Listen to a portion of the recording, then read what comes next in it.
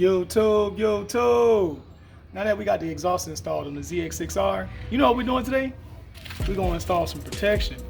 I got these off of Amazon. They're red, black, and white, just to match the bike a little bit. They're very inexpensive. I do want to get like an actual crash cage for this bike, but for right now, this is the cheapest way I can go to where I can keep the weight down and have a little bit of protection. I do plan on putting some case covers on the bike, so that way these can be covered up. I actually want these to be black, and then I'm going to put these on with the black crash cage, but for right now, this is what I'm rolling with. So today's video, we're just going to install some frame sliders. And this time, I'm not going to, because a lot of these frame sliders I see installed on this bike, the person is recording is so far away from the bike, you can't see exactly what bolt they're talking about. But on this video, I'm going to get actually right up on that bolt, so you can see exactly what bolt to take off and what bolt to put back on and how much torque. All right, see you guys in a sec. On the clutch side, the bolt you want to take off is this one right here. It's holding the engine up in place. This bolt was actually not that tight, but when I put the new frame slider on, I'm going to actually put it a lot tighter. Or if you don't know, it's on the side where the oil filter is located. So let's take this bolt out. Come on. This is a long bolt, guys. There it is. So this is the bolt that goes on this side. I don't recommend you take off both sides at the same time, but when you put the new frame slider in, if it feels snug, stop and start over. If it does not feel snug, just keep rocking on. So the one that has the notch goes on the clutch oil filter side.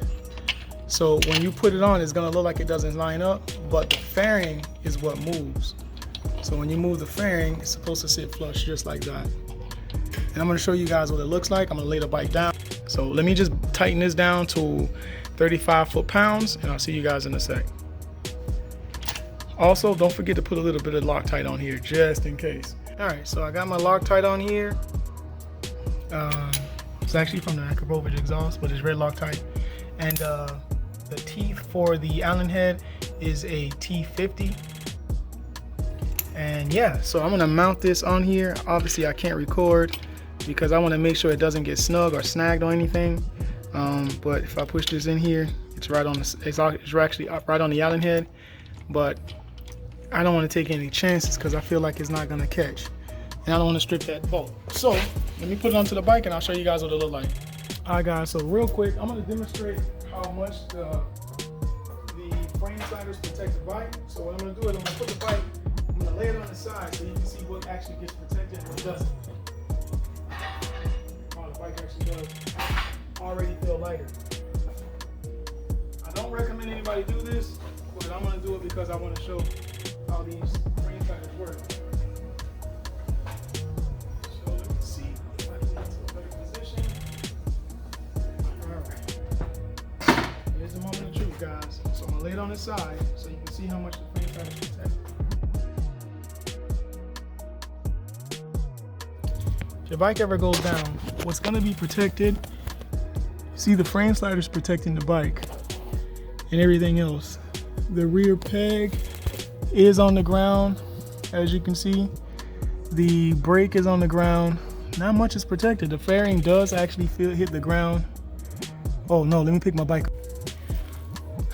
Well, I don't believe these frame sliders will protect the bike. I really need to get a crash cage. But most of the crash cages I see like on Revzilla, they're not even in stock. They look like they're made to order. So I'm going to show you how they look like from the side profile there, and then the side profile there. So they barely stick out, but your bottom fairings will get scratched up. Your brake will go away in the rear peg. Obviously you will lose your bar end, and I highly recommend you get a rear spool so you can protect that rear nut, because the last thing you want is that rear nut to come off. You can't get home. But for sure you will lose this, the brake, bar end, and the bottom of the fairing. That's the actual disadvantage of having just frame sliders.